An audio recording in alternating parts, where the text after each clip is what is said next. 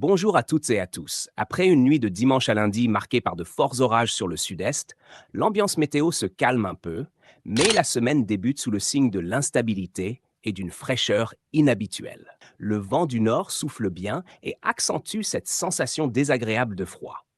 Autant dire qu'il vaut mieux sortir bien couvert pour éviter le coup de froid. Ce lundi matin, les régions des Alpes jusqu'à la Corse restent encore sous l'influence d'orages et de pluies soutenues.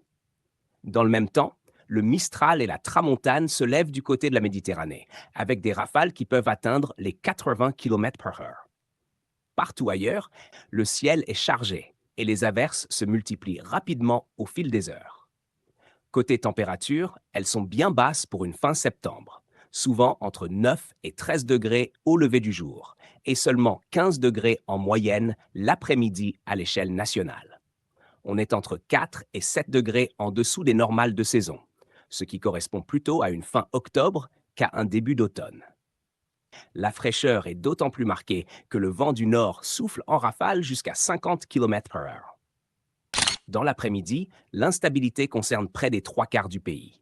Dans l'ouest, certaines averses deviennent orageuses, tandis qu'il pleut régulièrement du Rhône-Alpes jusqu'au Grand Est. De petites éclaircies tentent de percer sur le Finistère, les Hauts-de-France et la vallée de la Loire.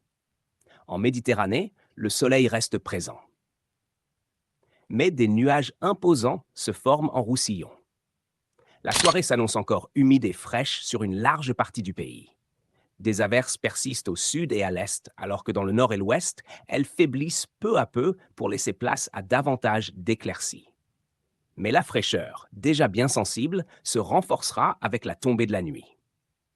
Et pour la suite, une goutte froide s'installe au-dessus de la France, ce qui promet une semaine instable, humide et surtout très fraîche, avec même de la neige des 1800 à 2000 mètres sur les Alpes et les Pyrénées. Le chauffage pourrait d'ailleurs commencer à être utile dans certains foyers. Bonne nouvelle cependant, à l'approche du week-end, les conditions devraient s'améliorer avec un temps plus calme et des températures en hausse.